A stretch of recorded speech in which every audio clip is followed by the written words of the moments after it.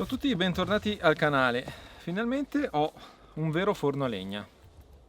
Questo è il mio nuovo forno, che è un vero e proprio forno a legna. Questa è una padella in ghisa. Perché li ho accostati? Perché in un contesto come questo, quindi off-grid, la cosa più difficile da ottenere è riuscire ad ottenere la cottura classica del forno che abbiamo a casa. Il motivo è molto semplice. O lo costruiamo o non possiamo utilizzare la corrente, anche se abbiamo a disposizione delle centrali elettriche portatili, non possiamo pretendere di utilizzare il forno di casa perché gli assorbimenti sono veramente elevatissimi e per un tempo molto lungo, e quindi nel bosco la risorsa che è pressoché infinita è la legna, quindi la soluzione migliore per un forno è utilizzare la legna. Questa è la soluzione più rudimentale e più economica, la padella in ghisa, la Dutch Oven.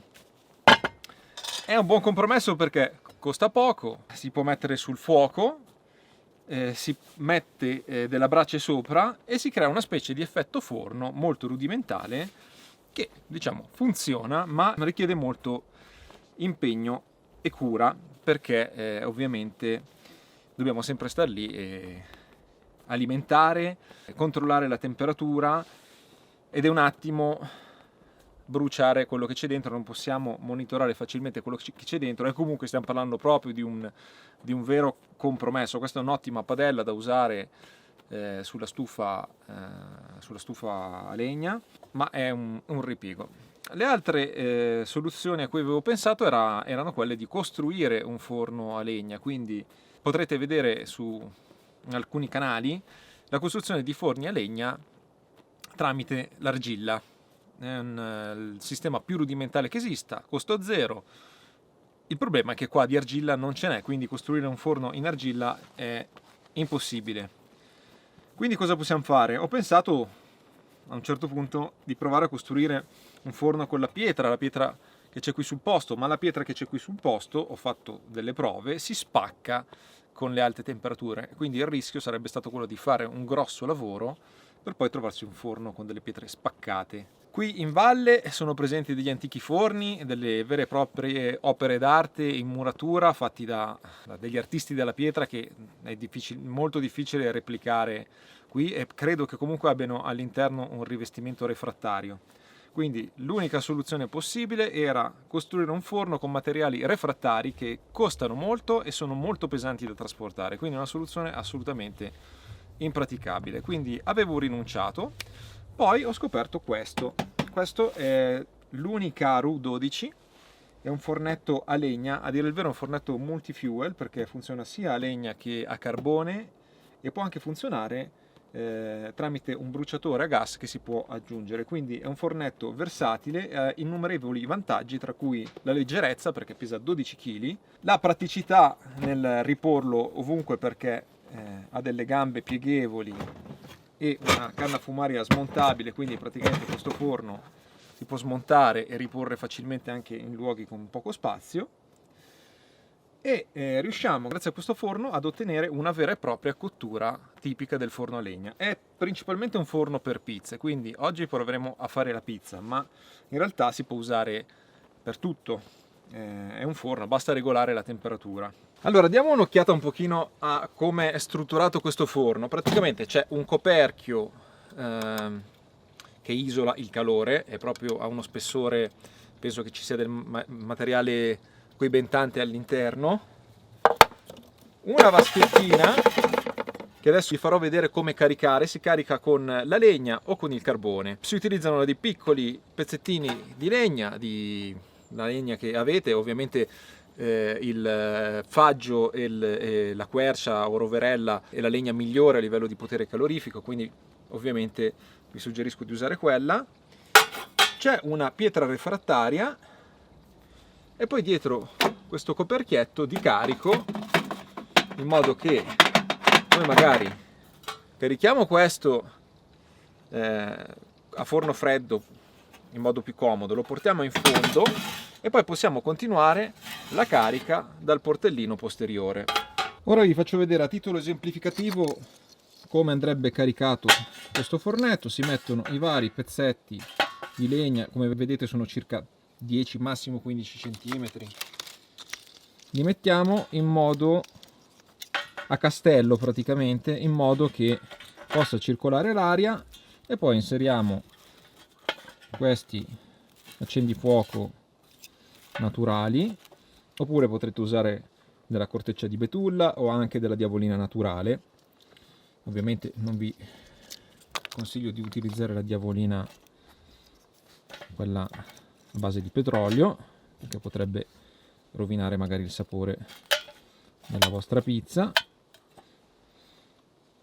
E questo è il metodo di carica, diciamo, corretto. Non vado ad accendere adesso perché la pizza la mangeremo stasera, quindi adesso prepariamo la pizza e poi ci rivediamo stasera per l'accensione del fornetto.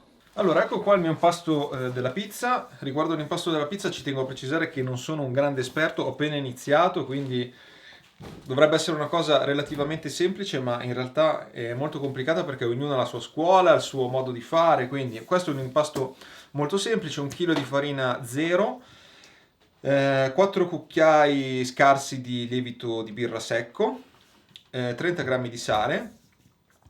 Ho fatto un brevissimo impasto messo qua dentro nella ciotola, coperto e lasciato in frigo tutta notte a maturare. Adesso metto sul pianale, e su questo bel pianale tra l'altro che ho fatto io con i tronchi di ciliegio, giusto per notare il dettaglio, e faccio 3 giri di pieghe, quindi anche qua ognuno ha la sua scuola di pensiero riguardo ai giri di pieghe. Io sto facendo i miei tentativi e vediamo un pochino come andrà.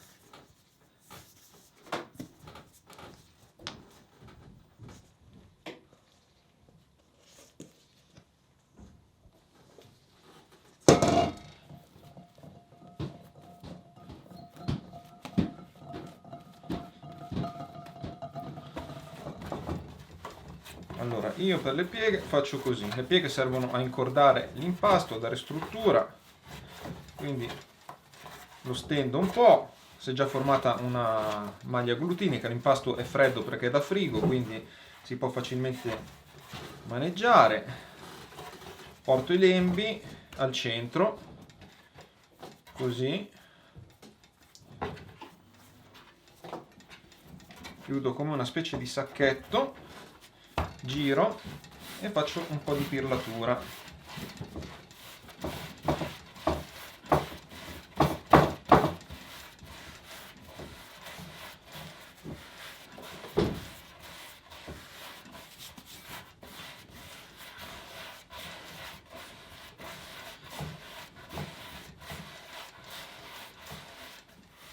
Questo è il primo giro. Adesso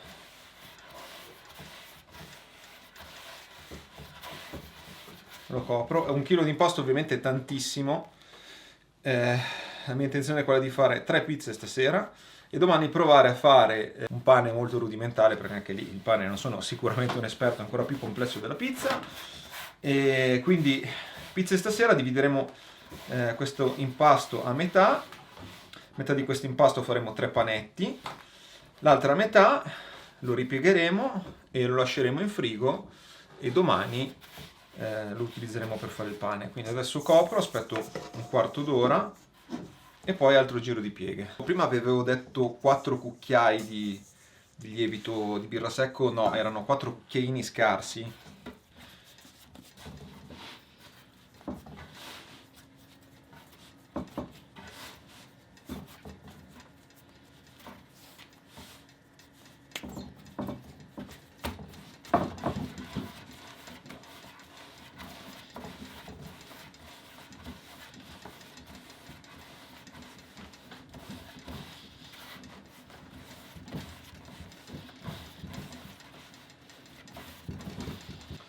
Ok, ancora riposo, un'altra piega, poi riposo per penso una mezz'oretta, un'oretta e poi divido i panetti. Allora, direi che adesso è giunto il momento della stagliatura. Quindi avevamo detto questo impasto lo facciamo più o meno a metà.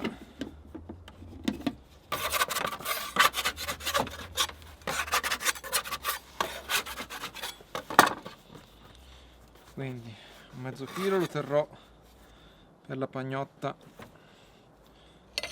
di domani.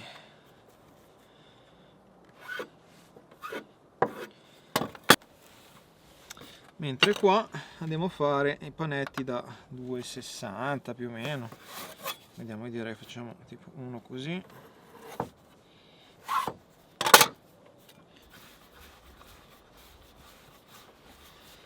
Secondo panetto.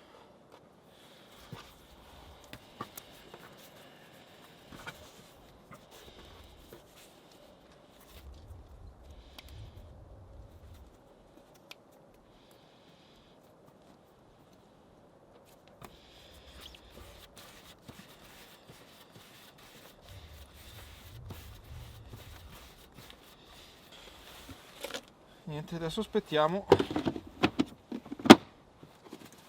almeno fare un 6 ore di lievitazione, dato che le temperature sono basse.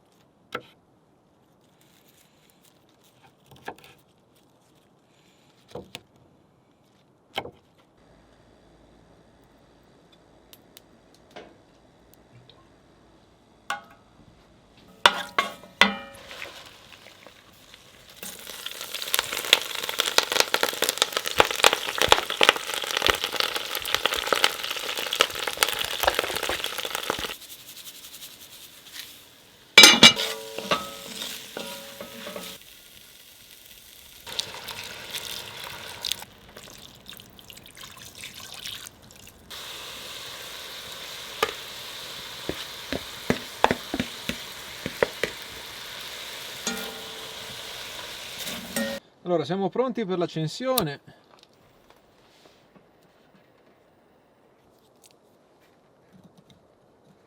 La cosa fondamentale di questo forno è imparare a conoscerlo e a gestire la temperatura, quindi utilizzerò il termometro, questo qui a infrarossi, laser, e poi anche una sonda che avevo già da parte. Il forno deve diventare tutto incandescente, non bisogna avere fretta, bisogna arrivare intorno ai 400 gradi sulla piastra, volendo anche di più, perché la pizza napoletana si cuoce in 60 secondi o poco di più, quindi è fondamentale arrivare a questa temperatura col forno incandescente e le fiamme non troppo alte, perché sennò rischiamo di bruciare tutto. Io ho fatto pizze bruciate e pizze crude, adesso mi auguro stasera di riuscire a fare una pizza come si deve. Intanto guardate già che meraviglia dentro la fiamma.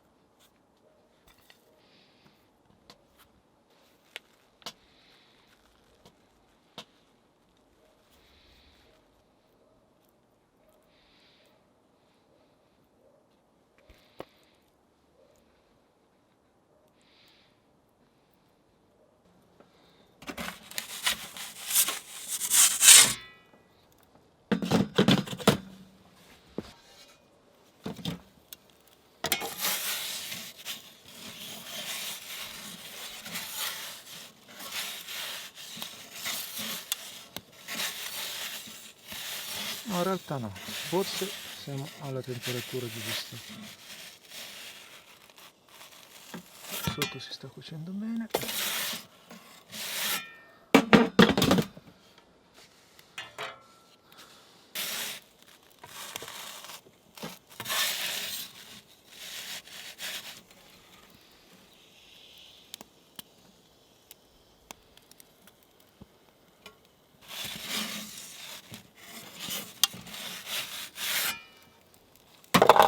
occhio, me la brucio, me la gioco alla fine, infatti me la stavo già giocando alla fine, e di un attimo.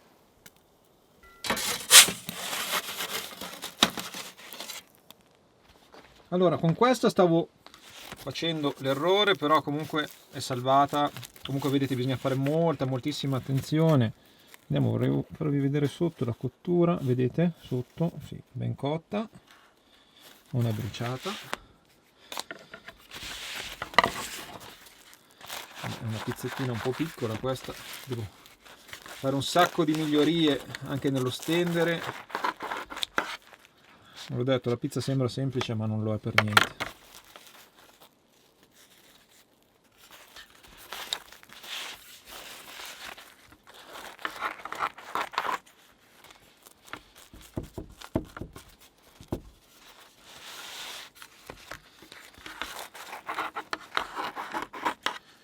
C'è da migliorare. Allora, intanto vi dico che quella che ho appena mangiato era spettacolare.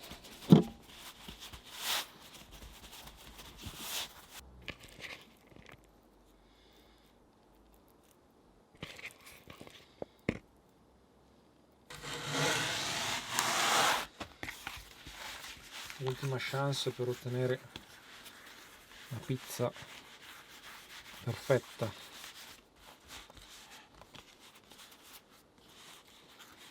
Perfetta, vabbè, parolone. Ultimo tentativo. Opla.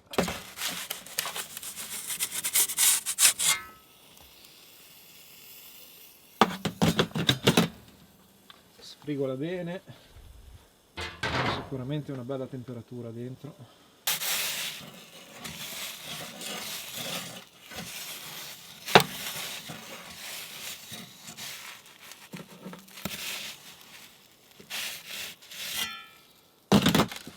Allora, di sotto la cottura è perfetta,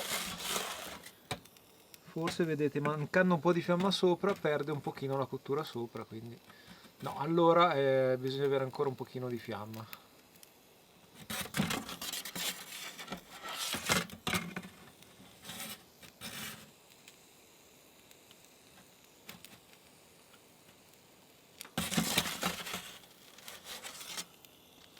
Sì, io credo che questa a livello di cottura sia forse la migliore, la più riuscita.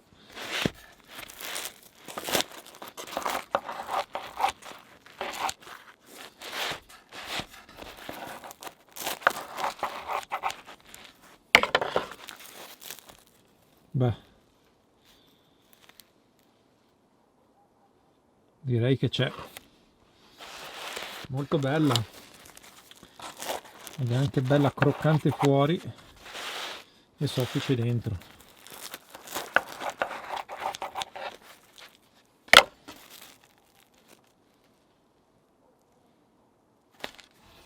Allora, come forse avrete intuito, questo fornetto è uno spettacolo, bisogna solo ovviamente imparare ad usarlo bene, prenderci la mano, e con l'ultimo impasto che avevo, l'ultimo pezzettino, ho fatto anche un calzone. La pizza viene esattamente come quella di pizzeria, fantastica, la cottura è veramente fantastica. Ovviamente bisogna imparare a fare la pizza bene.